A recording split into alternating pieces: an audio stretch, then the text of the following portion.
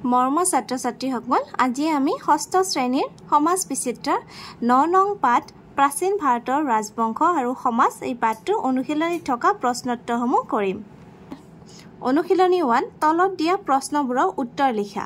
ক মৌৰ্য বংশৰ প্ৰতিষ্ঠাতা কোন আছিল? লিখিবা মৌৰ্য বংশৰ প্ৰতিষ্ঠাতা চন্দ্ৰগুপ্ত মৌৰ্য। খ অৰ্থশাস্ত্ৰ গ্ৰন্থখনৰ লেখক কোন? অৰ্থশাস্ত্ৰ গ্ৰন্থখনৰ লেখক কৌটিল্য। গ বৰ্তমান ভাৰতৰ কোন অঞ্চলত মৌৰ্যসকলৰ ৰাজ্য অৱস্থিত আছিল?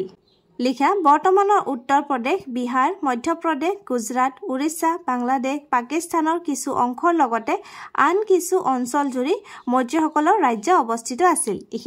ঘ মৌৰ্য ৰজাসকলৰ ভিতৰত কাক শ্ৰেষ্ঠ ৰজা বুলি জনা যায়? লিখা সম্ৰাট অশোকক। ঙ শুংগ বংশৰ প্ৰতিষ্ঠাপক কোন? উত্তৰ লিখা পুষ্যমিত্ৰ শুংগ। পুষ্যমিত্ৰ শুংগৰ কোনটো বৰ্ণৰ লোক আছিল? লিখিবা ব্ৰাহ্মণ বৰ্ণৰ লোক আছিল। দ্বিতীয় চ গুপ্ত বংশৰ প্ৰতিষ্ঠাপক কোন? ইয়াৰ উত্তৰ কি হ'ব? শ্ৰীগুপ্ত। শ্ৰীগুপ্ত আছিল প্ৰতিষ্ঠাপক। মৌৰ্যসকলৰ সময়ত উচ্চ পদবীধাৰী বিষয়াসকলক কি বুলি জনা গৈছিল? অমাত্য বুলি জনা গৈছিল। ঝ অশোকৰ শাসনকালত উচ্চ পদবীধাৰী বিষয়াসকলক কি বুলি কোৱা হৈছিল? এনচাৰ লিখিবা মহামন্ত্ৰী বুলি কোৱা হৈছিল।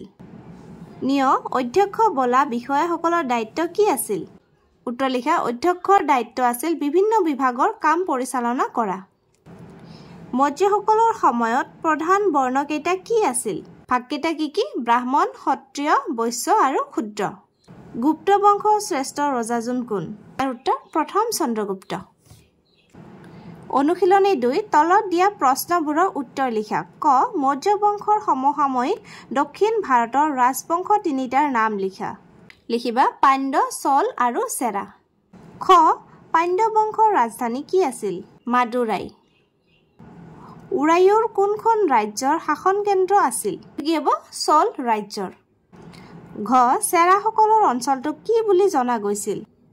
লিখিবা কেৰালা বুলি জনা গৈছিল। ঙ কাক অন্ধ্ৰ বুলি জনা গৈছিল? উত্তৰ সাতবাহনসকলক। চালুক্য বংশৰ প্ৰতিষ্ঠাপক কোন? ইয়াৰ উত্তৰ কি হ'ব? প্ৰথম পুলকেশী। পল্লৱ বংশৰ প্ৰথম ৰজা কোন আছিল? উত্তৰ লিখিবা সিংহ বিষ্ণু। কাঞ্চীপুৰম কাৰ ৰাজধানী আছিল? উত্তৰ কি? পল্লৱ বংশৰ। দক্ষিণ ভাৰতৰ লোকসকলৰ প্ৰধান বৃত্তি কি আছিল? ইয়াৰ উত্তৰ কি হ'ব? কৃষি কৰ্ম। অনুশীলনী 3 তলত দিয়া প্ৰশ্নবোৰৰ উত্তৰ লিখা। ক প্ৰাচীন কামৰূপৰ প্ৰথমটো ঐতিহাসিক বংশৰ নাম কি? উত্তৰ লিখিবা বৰ্মন বংশ। কোনজন কামৰূপৰ ৰজাই ভাস্কৰ আব্দ নামৰ নতুন চনৰ প্ৰৱৰ্তন কৰিছিল? ভাস্কৰ বৰ্মন ৰজাই প্ৰৱৰ্তন কৰিছিল। গ বৰ্মন বংশৰ শ্ৰেষ্ঠ ৰজা কোন আছিল? শ্ৰেষ্ঠ ৰজা কোন? ভাস্কৰ বৰ্মন। ঘ চীনা পৰিব্ৰাজক হিউৱেন চাং কামৰূপলৈ কেতিয়া আহিছিল? এইটো কি লিখিবা? ভাস্কৰ বৰ্মনৰ শাসনকালত আহিছিল। বুলিলে কি বুজা? উত্তৰ লিখিবা প্ৰাচীন কামৰূপৰ শাসন ব্যৱস্থাত ৰজা আছিল প্ৰধান ক্ষমতাশালী লোক।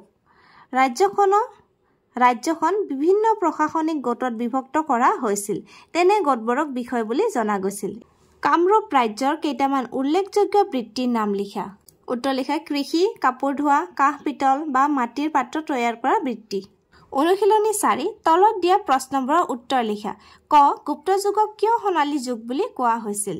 উত্তৰ লিখিবা সাহিত্য সংস্কৃতিৰ ক্ষেত্ৰত হোৱা বিকাশৰ বাবে গুপ্ত যুগক সোণালী যুগ বুলি অভিহিত কৰা হয় বা সোণালী যুগ বুলি কোৱা হয়। এনেকে খ কালিদাসে লিখা 3খন নাটকৰ নাম লিখা। 3খন নাটক কালিদাসে লিখা এইবোৰৰ পৰা লিখিবা ৰঘুবংশম, কুমাৰ সম্ভৱম, মেঘদূতম।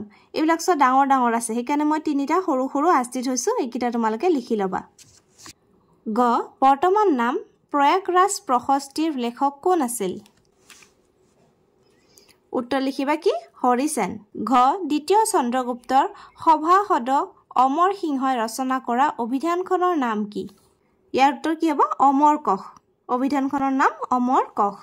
ঙ দক্ষিণ ভাৰতৰ কি কি ভাষাত নাটক, কবিতা আদি ৰচনা কৰা হৈছিল? লিখা দক্ষিণ ভাৰতৰ সংস্কৃত, তামিল, তেলেগু, কানাড়া, মালায়ালম ভাষাত নাটক, কবিতা আদি ৰচনা কৰা হৈছিল।